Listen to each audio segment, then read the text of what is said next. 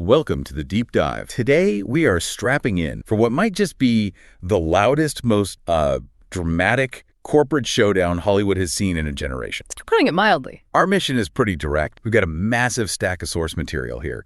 I'm talking hundreds of articles, industry reactions, financial analyses, and we're going to distill exactly why the, what was it, $82.7 billion acquisition of Warner Brothers by Netflix is being called the death of Hollywood. And it's not just a big number, although, we should pause and just appreciate that price tag for a second. $82.7 billion, it's staggering. It really is. But the real reason for this deep dive is the reaction. We are talking about pure, unadulterated industry panic. I mean, major studio heads, producer unions, writers unions, cinema chains, even high-profile political figures, they all came out immediately. Yeah, and intense opposition. Oh, yeah. The sources chronicle this. Well, it's like a society-wide meltdown. The articles are so dramatic. They're claiming this deal means the death of theaters, the end of traditional film as we know it, a threat to tens of thousands of jobs, and even, and this is the big one, a profound threat to democracy itself. Right. We need to cut through all of that noise. We need to understand the fundamental mechanics and the fears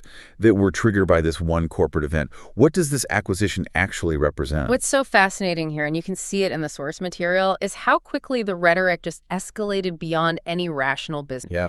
The media exaggeration was so intense that one source joked they were literally waiting for someone to claim that Netflix was trying to buy Warner Brothers just so they could strip the assets and build a Death Star out of the corpse. A Death Star. Or maybe, launch those secret orbital kinetic weapons they call the rods from God. The tone of the opposition is just completely off the charts, and that suggests this isn't simply about who owns the rights to the Batman. It's about the fundamental identity and, I guess, the perceived moral authority of the entire... Okay, so that's our mission then. Let's unpack the business reality behind all of this hyperbolic panic. Yeah. All right, let's get into the basics of the deal. $82.7 billion. That's the winning bid Netflix put forward for Warner Bros. And when you drop that kind of cash, you're not just buying a catalog of old movies. No, not at all. You're buying history, you're buying infrastructure, and a massive global... So what is Netflix saying they plan to do with this newly acquired empire? Well, their stated mission, their public-facing message, is framed in the most audience-friendly way you can imagine. Of course. To entertain the world,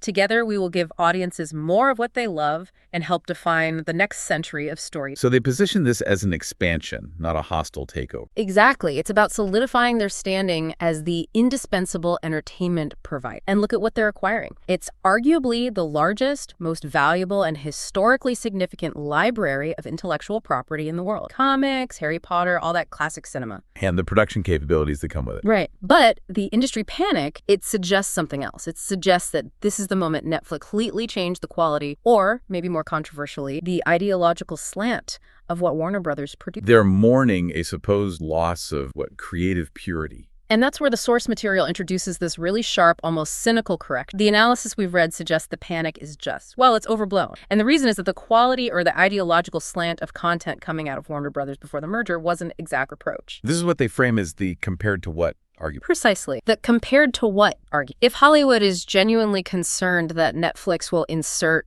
problematic ideology or make questionable creative choices, the sources just turn around and ask, compared to what the previous management. Right. I mean, Warner Brothers, as the source reminds us, has been on the receiving end of some pretty intense criticism for its questionable decisions. We have to remember the context here. Yeah, they weren't exactly batting 1,000. Not at all. These are the same management teams who, despite a whole wave of controversies and public scrutiny, went forward with a movie dedicated to the actor Ezra Miller. Yes. Whom the source refers to with the instantly memorable and, let's say crude, nickname, the Mad Goose Wizard. The Mad Goose Wizard. Wow. And the source uses that specific detail to just emphasize that the prior WB management was not somehow exempt from making choices that drew massive criticism and seemed, completely out of touch. That specific example really does highlight the source's argument, doesn't it? The idea that this golden era Hollywood claims it's defending was maybe already thoroughly tarnished. It completely undercuts the whole narrative of law. If the content was already compromised, then what exactly are they fighting so hard to protect? And this leads directly to the core fear of Hollywood. Which isn't about bad content. No, the source identifies it not as a fear of bad content, but a fear of losing control. The acquisition is so terrifying because it signals the definitive end to what the source calls an outdated concept. What was that concept? The idea that the studios were the only game in town. For decades, they could operate profitably regardless of product quality, regardless of audience reception, just by owning the distribution pipeline. They dictated the terms, the windows, the whole narrative. And this merger, this giant check from an outsider, a disruptor, signifies that loss of control. And the evaporation of guaranteed profitability. So the industry isn't mourning the death of prestige or quality. They're mourning the death of their guaranteed revenues and their market dominance. Exact. The source is exceptionally sharp. It suggests that someone finally coming along and saying, no, your outdated model is over and we have $82.7 billion to prove it, is what truly breaks their shriveled black hearts. That is a direct quote, and it's brutal. It is. And the shock has been so profound that the source frames Hollywood's reaction as them hitting the 5 stages of grief, starting immediately with just widespread denial that this kind of fundamental shift in power could even happen. But wait, calling their rejection the loss of guaranteed profitability that breaks their shriveled black hearts, that seems, unnecessarily harsh. Is there any source material that offers a more sympathetic view? Maybe a genuine concern for, the workers or the high cost? That's a fair challenge. And to be honest, the source materials we're looking at are highly critical. They really do view this as a kind of corporate comeuppance. So not much sympathy for the executive. Very little. However, the union statement, which we'll get into later, they do speak to genuine concerns about jobs and competition. But for the studio heads, the sources argue their primary concern isn't the crew on set. It's their continued ability to just print money, even when they make terrible decisions. So it's about losing the power to dictate culture. Exactly. And Netflix represents a company built on a totally different philosophy, one that is obsessed with subscriber data and rapid iteration. That shift is the cultural trauma they're experiencing. And this is where the cultural and business anxieties just collide, isn't it? This acquisition isn't just about who owns what content. It's a direct declaration of war on the entire established theatrical model. And the fight really centers on this concept of prestige versus accessibility. So the source material makes a very strong, almost confrontational assertion about the nature of prestige. Oh yeah, it says that the idea that prestige resides primarily or exclusively in cinema is an extremely old-fashioned, outdated idea, and more to the point, hasn't actually been demonstrably true for decades. That's a very pointed claim against, every major film director and studio head out there. It is, and the argument goes even further. The source suggests that television actually requires greater talent than film. That's a direct shot. A direct shot at filmmaking. How do they justify that? Well, the argument is that for decades now, serialized television storytelling, the kind that Netflix really pioneered, has demanded more from writers, from showrunners, from actors, because you have to sustain these complex narratives over dozens of hours. Often while responding to immediate audience feedback, too. Exactly. Whereas movies, they assert, are just living off past glories earned by previous generations, the 40s, the 70s, the 90s. They're relying on a reputation that just doesn't hold up anymore based on the current output. I can see the point. The golden age of TV started, 15, 20 years ago? And streaming just poured gasoline on that fire. Yeah. And that decline in the cinema experience is accelerating, especially with home technology improving. Precisely. Technology has closed the gap. High-def 4K screens, sophisticated home theater setups, immersive speaker systems, they're getting cheaper and more common. Which changes the whole calculation for going to the movies. Drastically. Right. For anything short of a massive format like IMAX or, a special event screening, going to the theater increasingly comes down to a fundamental question of inconvenience versus why. Why pay $20 a ticket plus $50 for snacks? Right, to potentially sit next to someone scrolling on their phone when you have a better picture, better sound, and more comfort right at home. So if the home viewing experience is closing that quality gap so effectively, why does the cinema still exist as a viable business model at all, according to this analysis? It exists because of one thing, the long exclusivity window. The source asserts that the only way cinemas stay in business, even now, is by holding movies hostage by their inferior experience through that lengthy, mandatory exclusivity window. Often 75 to 90 days. Yep. That exclusivity period is essential for them to justify the ticket price. If the movie was available at home at the same time, most people just wouldn't go. That framing holding movies hostage is so aggressive, and it immediately sets up the main conflict that defined Netflix's entire growth. They have famously gone to war with exhibitors over this, specifically a giant chain like AMC. That is the absolute crux of the distribution fight. Insiders suggest that the slow pace of Netflix, even expanding its limited theatrical strategy, comes directly from this refusal to cooperate with major exhibitors like AMC, and specifically their CEO, Adam Aron. And he's refused to allow Netflix book. Reportedly, yes, because of his insistence on maintaining that lengthy traditional window. The source views Aron as a man who thinks he has market power simply because he's living in a time long since past, just refusing to accept the fundamental change in how people... So for Aron and the traditional theaters, that window isn't just a scheduling quirk. It's the life support for their entire business model. But for Netflix, it's an unnecessary consumer-hostile barrier. And that's why the Warner Brothers deal was such a shock. Not because anything physically changed overnight, but because the reality of the future suddenly became undeniable. The industry realized their old business model was effectively over. And a deep systemic depression just set in. Okay, so now Netflix has to navigate this huge public relations challenge. They've stated their theatrical stance, promising that Warner Brothers movies will remain in theaters and that they have no opposition to movies in theaters. Which sounds conciliatory, right? It's brilliant marketing. But the huge asterisk, the fine print, is their opposition to the long exclusive windows. Right. Netflix argues these lengthy windows are simply not consumer-friendly. Their stated very clear goal is that distribution windows will evolve to be much more... Meaning short runs or even simultaneous day-and-date releases. Exactly. Which brings us to James Cameron's highly effective analogy. He called Netflix's theatrical promise soccer. Let's unpack that. What's soccer? It's a fantastic, insightful term. Cameron was suggesting that these short, often limited theatrical runs Netflix promises are only done for one reason: Academy Awards consideration. Ah, for the prestige. For the prestige.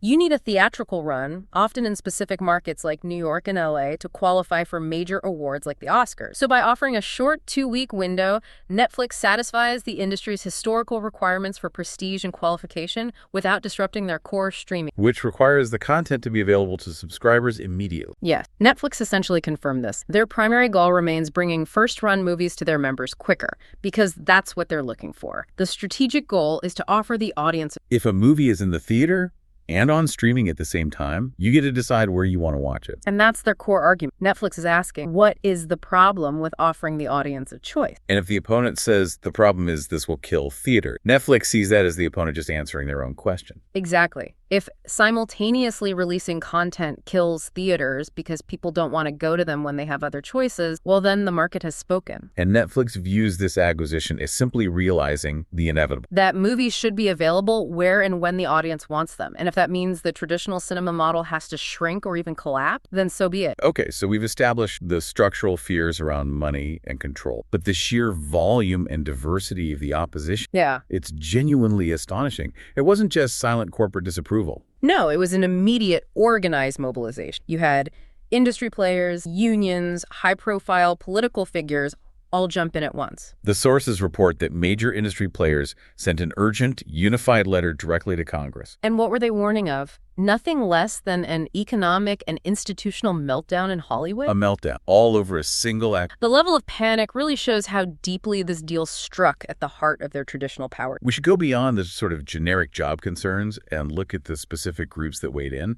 The International Documentary Association, the IDA, issued a particularly forceful statement against the merger. Why were documentary makers so... Well, documentaries rely heavily on a pretty small network of distributors, and historically, Warner Brothers and Netflix were two of the main channels. Especially for international docs or ones trying for festival qualification. Exactly. So consolidating these two giants means that a lot of independent documentary makers now have far fewer buyers and gatekeepers to approach. For a segment of the industry that's already facing really slim profit margins, this merger creates a massive bottleneck. It's a classic consolidation concern.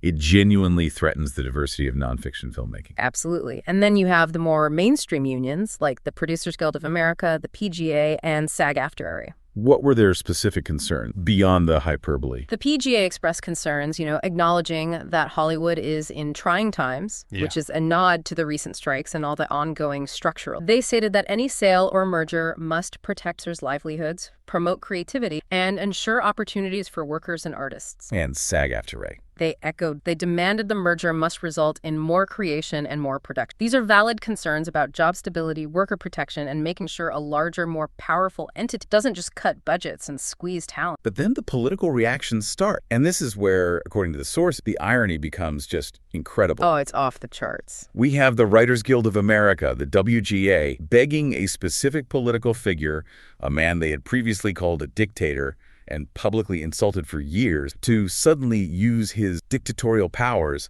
to block the merger. Yeah. The source notes this stunning, almost unbelievable hypocrisy. The WGA and much of Hollywood spent the last few years fiercely opposing this specific political leader on policy, on a personal level, using the most extreme rhetoric you can imagine. And now, faced with a threat to their business model, they're completely reversing course and saying, please, Mr. Dictator, intervene and save us. What were they even asking him to prevent? They claim that this kind of consolidation, the elimination of competition, the pushing down of wages, the reduction of cultural diversity, is exactly what a robust system of checks and balances, or, ironically, a benevolent dictatorship, was designed to prevent. It's a moment of massive desperation that highlights how quickly ideological purity just vanishes when guaranteed profit and control are on the line. That's rich. And the political critiques didn't stop there. Bernie Sanders weighed in with a highly charged statement that, well, it confused a lot of analysts. Right. Sanders claimed, in an authoritarian society, a handful of oligarchs own the media. That's what we have now. And he insisted the Justice Department had to stop it. And the source critique here is brilliant and precise. Sanders is advocating for the government, the state, to step in and control what private entities can buy, sell, or create. Which, the source points out, is fundamentally the mechanism of authoritarianism, where the state controls all means of production and distribution. He's advocating for the very thing he claims to fear, while misunderstanding that the merger itself, a private transaction, isn't the definition of an authoritarian media takeover. It's a complete inversion of the term. And Elizabeth Warren joined the opposition, right? She listed a bunch of Warner Brothers shows, which the source humorously doubts she has ever actually. To make her point about consumer choice and the concentration of power. Even the Warner Brothers founder's grandson came out again, which the source suggests was just adding sheer quantity of statement to flood the media. It was a full-court press designed to pressure regulate, but the most widely quoted and maybe the most revealing argument came from the actor Mark Ruffalo. The Mark Ruffalo argument. He claimed the merger puts free expression and democracy at risk. The source finds this claim on the surface just utterly bewildering. It asks how having a Netflix stamp on a movie instead of a Warner Brothers fundamentally changes Ruffalo's constitutional right to speak or act. But the underlying interpretation suggested by the source is far more revealing. Let's dig into that analysis. Why would Ruffalo connect a corporate merger to the risk of democracy? Well, the analysis suggests that Hollywood is worried about losing Warner Brothers as a bastion of indoctrination. That's a highly charged phrase from the source material. It is. And it implies that Hollywood viewed WB as this large, reliable platform that could be counted on to influence national attitude, to align with specific socio-political messaging, and generally push a particular worldview. So if Netflix, which is known for its algorithmic, audience-driven approach rather than, say, political activism, takes over, Hollywood fears they lose a huge vehicle for pushing that ideology. The fear is less about Netflix cutting budgets and more about Netflix potentially becoming ideologically neutral, or at least less predictable. That's the suggested subtext. Ruffalo's explicit fear that the merger will change the way people think and act in the country just highlights the industry's belief that they possess and should retain the power to shape culture and political thought. And losing WB as a key asset fundamentally threatens that perceived power. Which is why director James Cameron summarized the pure industry sentiment, without any of the political theory, by simply calling the acquisition a disaster for the film business. Okay, so given this enormous chorus of opposition, especially from political heavyweights like Warren and Sanders, who are driving this narrative that it's an anti-monopoly nightmare, the regulatory hurdle has to be immense. How serious is the threat of the government actually stepping in to block an $82 billion? The sources confirm the administration views the deal with heavy skepticism. The political pressure is very real. And the fact that you have figures across the political spectrum, from progressive Democrats to the conservative figure the WGA was suddenly begging for help, all lining up against the merger suggests a significant bipartisan issue. And that dramatically increases the regulatory risk. Absolutely. That recurring irony staggers. The final decision might actually come down to the opinion of one man whom Hollywood has spent years despising, forcing them into this position of desperate. It's an object lesson in political necessity trumping long-held feud. It's a spectacular moment of cognitive a real-life Hollywood drama playing out in regulator. However, Despite all the political and industry noise, insiders at both Netflix and Warner Brothers are reportedly confident the deal will pass on its technical antitrust merit. And that confidence is based on a very specific technical reading of what a modern monopoly is, right? It goes beyond just market share. It does. So what is the counter-argument to the claim that this massive, enlarged company would have a monopoly over the content market? Because it does seem tough to argue that consolidating one of the biggest production studios with the biggest streaming platform doesn't create market dominance. Yeah, on the surface, it looks like a monopoly. Well, the source says it's tough to disagree that they would have substantial market share, possibly over half of all first-run scripted television content. But here's the crucial distinction. Success does not equal monopoly. Okay. Netflix succeeds, the source suggests, because it produces better television and understands its audience better than its competitors. So how is Netflix not a monopoly then under modern antitrust law? Because a true monopoly requires ownership of infrastructure or essential resources that every other industry player must use to compete. Think of owning all the oil pipelines or all the railway tracks in a country. Netflix doesn't own anything like that. They don't. They don't own anything that allows them to exploit every other competitor by being the only game in town. There are still many other streamers, Amazon, Disney, Paramount, Apple, and dozens of independent studios. Nothing stops those players from making movies or building their own production facilities or launching their own services. They're competing on quality and price, not on control of essential resources. Exactly. And the sources point to concrete, visible proof points that defy the monopoly. They're two really strong ones, right? Two incredibly strong ones. First, the sheer fact that so many people, unions, major directors, competing executives are willing to publicly attack the merger suggests they are not scared of reprisal from a company with true monopolistic power. If Netflix were a true monopoly, people would be terrified of being blacklisted. They'd criticize in private. The public spectacle proves Netflix doesn't wield that kind of absolute career-ending power. And the second point connects right back to that battle. Right. We have theater CEOs like Adam Aron of AMC who are actively blocking Netflix from their screens. And that ability to block access to a major distribution channel is something that would be utterly impossible for a true monopoly. A real monopoly could just demand entry under threat of legal or marketing. If AMC can tell Netflix no, then Netflix does not control the market infrastructure. And this isn't just a domestic issue either. Regulators around the world get a say in this. That's right.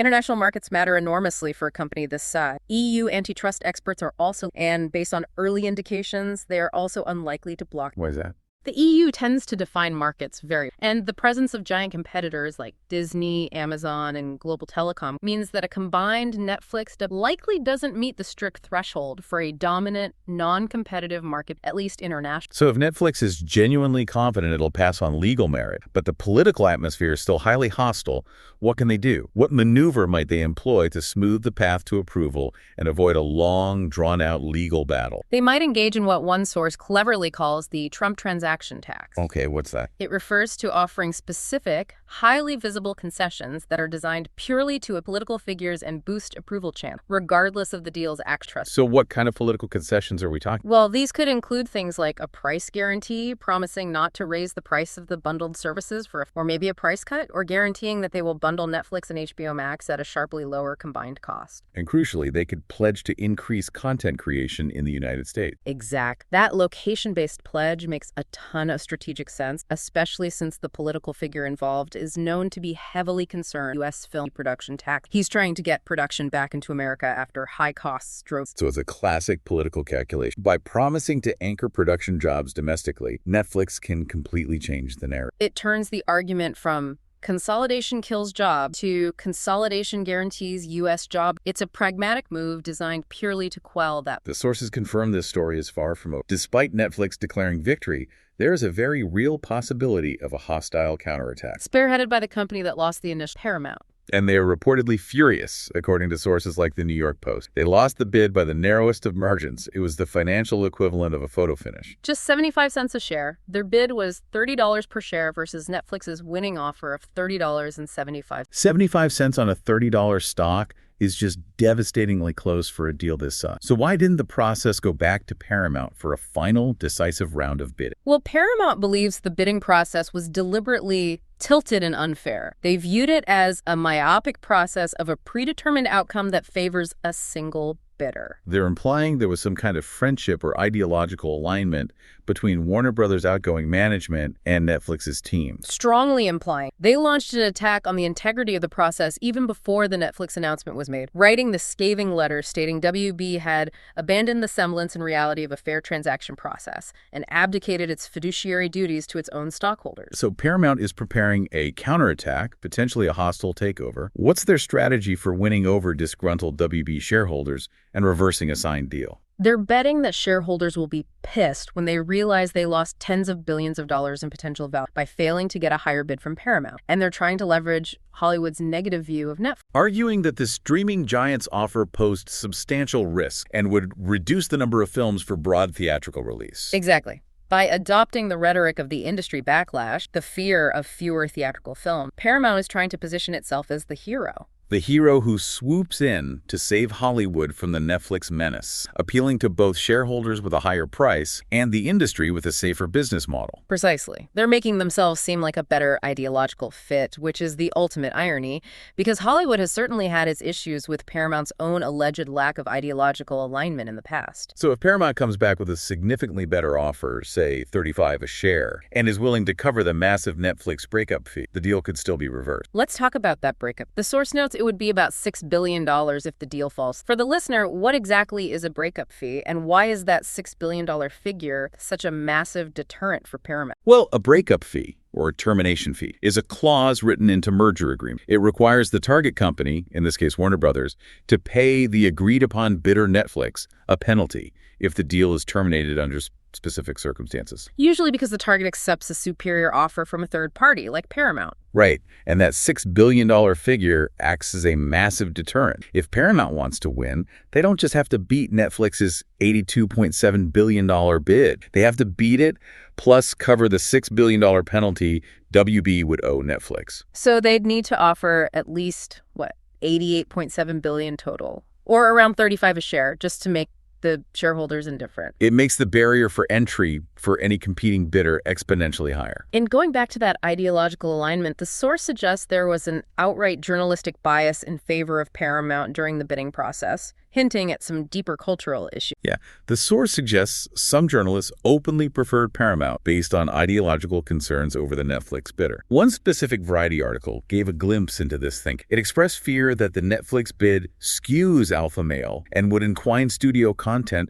more closely with masculine messaging. That is a very revealing statement. The fear was literally that Netflix would dare to make content aimed at the male demographic, which the source implies the current industry, or at least certain journals, had decided to feminize or just de-emphasize. And that's the implication from to those holding that view, Paramount might have seemed like a safer, more ideologically aligned choice, a continuation of the status quo. Netflix, on the other hand, was painted as the disruptive devil they know, but one who intended to fundamentally change the DNA of Hollywood by focusing on broad audience metrics. Which might include catering to demographics Hollywood had started neglecting?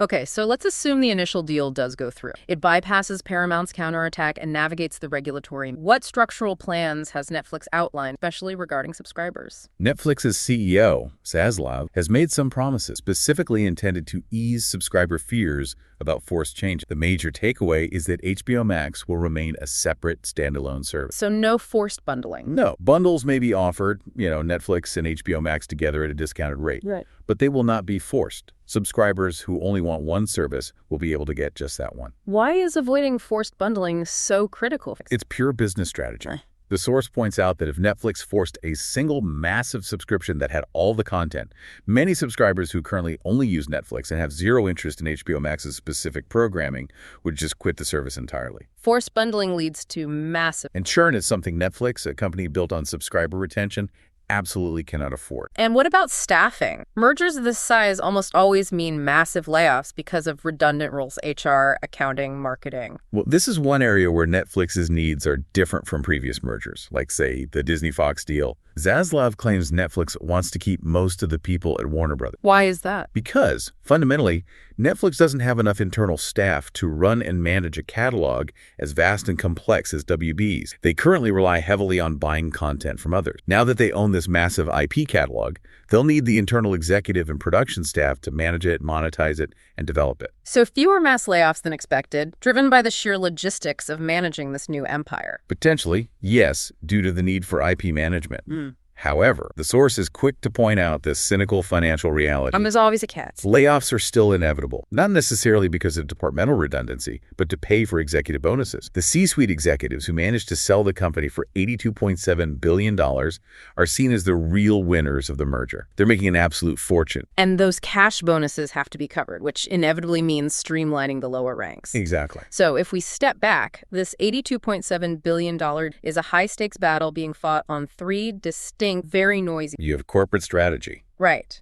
Netflix successfully eliminating a major rival, which is, the reason every company buys. Then you have legitimate regulatory and antitrust questions that center on how we even define a market anymore. And finally, that highly exaggerated industry panic, driven by nostalgia, the fear of losing control, and ideological concerns about cultural influence. And the source offers a very clear, highly critical conclusion about where the ultimate blame lies for all this chaos and panic. The negative effects on Hollywood, the jobs lost, the theaters that shut down are not the fault of Netflix. They're ultimately the fault of Hollywood itself. That's the stark critique. Hollywood is to blame because of their own ideology, their inability to listen to people, and their fundamental failure to change course when the audience unified and repeatedly told them they were producing things nobody wanted to see or watch. They had every chance to listen to the audience they often seem to despise, to fix their structural problems, and to realize they were the problem. Instead, they just clung to their outdated model until an external force, Netflix, arrived with $82.7 billion to force the issue. That's a powerful conclusion. But does the source material acknowledge any external pressures? Like genuine, unavoidable shifts in technology or global consumer behavior that might have doomed the theatrical model regardless of Hollywood's ideology? That's where the source is unyielding. While technology absolutely accelerated the timeline, the analysis argues that Hollywood's insistence on the 90-day window, their high prices, and the decline in content quality were all internal, self-inflicted wounds that just sped up the collapse. They could have adapted by shortening windows years ago. But they refused to yield control. The failure was less technological and more strategic arrogance. And that strategic arrogance is why a merger of this scale was even happening in the first. This story, however, is far from resolved. Paramount is planning a powerful counter. That $6 billion breakup fee hangs in the balance, and government approval is far from certain. Which brings us to our final provocative thought. Since Netflix needs regulatory approval, and we've discussed concessions like a price guarantee or a promise of U.S. production jobs, what specific concession out of potential moves like guaranteeing a $5 price cut on the bundle or pledging to open all WB films in theaters for a minimum of 2 weeks do you think Netflix would need to make to ensure the deal goes through? And would that concession ultimately benefit or harm the average consumer more? Think about that power dynamic. If Netflix has to pay a political tax, who ultimately benefits from that tax? The politician, the industry, or the person who's paying the subscription fee every month? That's the real myth. Food for thought. Thank you for joining us for the Deep Dive.